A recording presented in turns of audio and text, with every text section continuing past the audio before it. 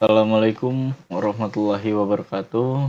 Kami dari kelompok eh, untuk mengerjakan proyek data science yang berjudul klasifikasi tingkat bahaya gempa bumi di Indonesia menggunakan algoritma random forest. Nama saya Muhammad Rizky Komarudin. Dan nama saya Alvin Falahi. Kami akan mempresentasikan hasil penelitian ini. Dengan latar belakang. Oke, latar belakang dalam penelitian ini yaitu gempa bumi merupakan fenomena alam yang sering mengancam Indonesia sebagai salah satu negara yang terletak di jalur api Ring of Fire. Penentuan tingkat bahaya gempa menjadi esensial dalam merancang strategi mitigasi risiko bencana yang efektif. Dalam konteks ini, penelitian ini bertujuan untuk mengklasifikasi tingkat bahaya gempa di Indonesia menggunakan algoritma random forest. Random forest dipilih karena kemampuannya dalam menangani data kompleks dan non-linear. Dataset seismik yang melibatkan periode dari tahun 2008 hingga 2023 digunakan untuk mendukung analisis ini.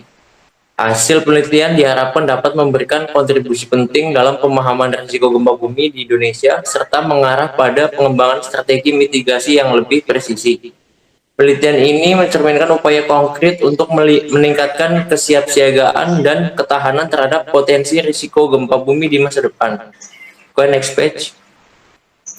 Oke, rumusan masalah di sini yang pertama yaitu bagaimana klasifikasi tingkat bahaya gempa bumi di Indonesia dapat diimplementasikan menggunakan algoritma random forest.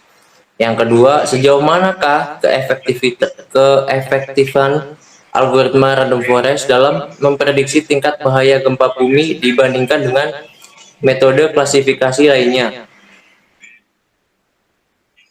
Oke, next page. Oke, manfaat dan tujuan. Yang pertama, manfaatnya yaitu penelitian ini diharapkan memberikan kontribusi dalam meningkatkan pemahaman tentang faktor-faktor yang mempengaruhi bahaya gempa bumi di berbagai wilayah Indonesia. Yang kedua, dengan pemahaman yang lebih baik tentang tingkat bahaya gempa, dapat dihasilkan rekomendasi untuk perencanaan dan desain infrastruktur yang lebih tahan gempa, meningkatkan keamanan masyarakat dan properti. Yang ketiga, hasil klasifikasi tingkat bahaya gempa dapat digunakan untuk mengembangkan strategi mitigasi risiko bencana yang dapat membantu pemerintah dan pemangku kepentingan dalam merancang langkah-langkah preventif dan responsif.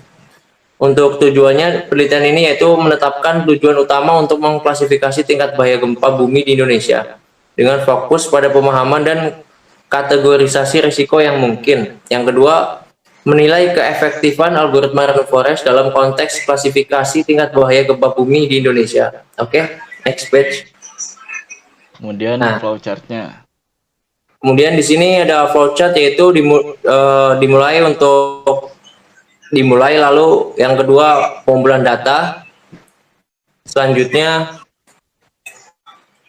pemrosesan data atau pre-processing, terus explanatory data analysis, implementasi algoritma yaitu algoritma random forest, lalu evaluasi hasil dan selesai. Oke, next page. Pengumpulan data di sini data yang digunakan berasal dari dataset katalog gempa.csv yang merupakan kumpulan informasi kejadian gempa bumi di Indonesia mulai dari 1 November 2008 hingga 26 Januari 2023. Variabel dalam dataset ini adalah tanggal, OT, lat, ion, depth, Mach atau magnitudo, dan Remark. Oke, selanjutnya. Di sini ada preprocessing yaitu menghapus kolom yang tidak dipakai, yaitu ini strike 1, div 1, rek 1, strike 2, dan div 2, rek 2. Oke, selanjutnya mengubah tipe data dan format penanggalan atau datetime. Di sini ada yang seperti ini, tanggal di sini, lalu formatnya diganti seperti ini. Oke, untuk selanjutnya. Kemudian implementasi algoritmanya.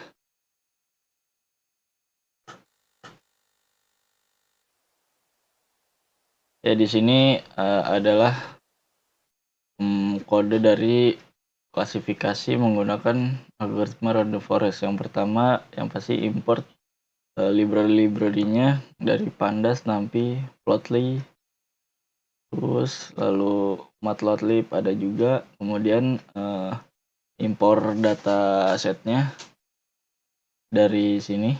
Kemudian data frame raw head di run akan menghasilkan seperti ini. Kemudian ini tadi memproseskan data, menghilangkan yang tadi strike.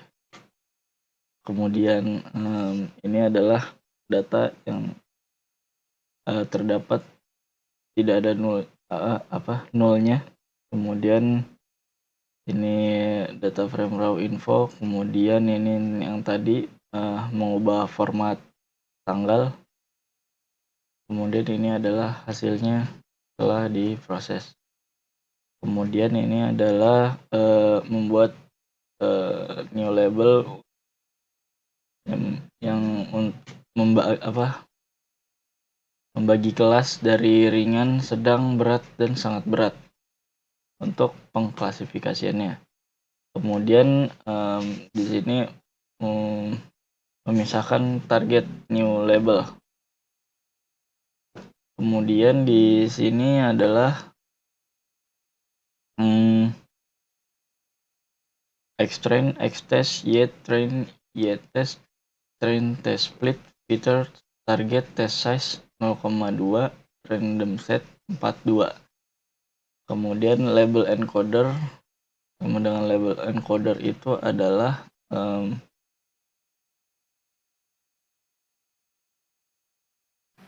untuk Xtrain itu data train sama data test. ya, ini adalah data trainnya, ini adalah data testnya.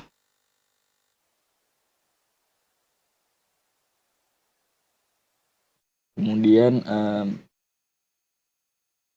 inisialisasi model random forest. Ini adalah implementasi algoritmanya dari random forest.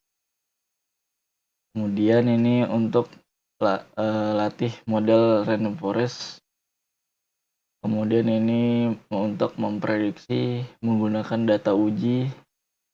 Kemudian evaluasi akurasi yang setelah di-run akan menghasilkan akurasi sebesar 1.0, yaitu sebesar 100%.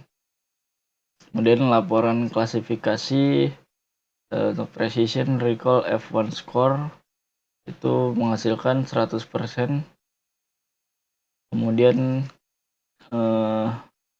ini adalah untuk visualisasi confusion matrix yang menghasilkan 71 jumlah data yang dikategorikan, yang diklasifikasikan kelas berat.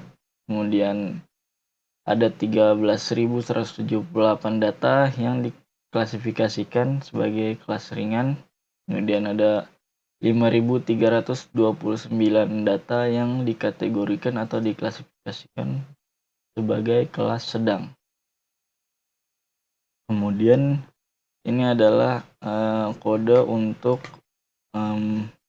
precision recall curve untuk visualisasi PR curve yang menunjukkan hasil dari PR curve ini, hasil dari klasifikasi algoritma ini menunjukkan kelas 0, 1, 2 yang artinya tadi ringan, sedang, dan berat itu seimbang antara precision dan recall-nya 100, 1.0.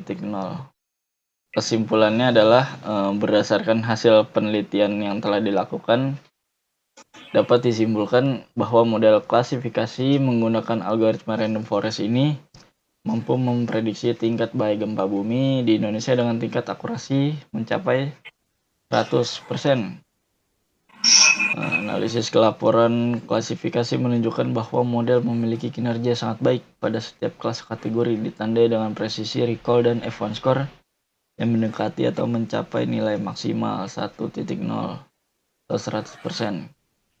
Oleh karena itu, dapat diinterpretasikan bahwa gempa bumi yang sering terjadi di Indonesia berdasarkan hasil model ini memiliki tingkat bahaya yang lebih ringan dapat digunakan untuk memberikan pemahaman lebih lanjut tentang potensi dampak dan risiko gempa bumi di berbagai wilayah.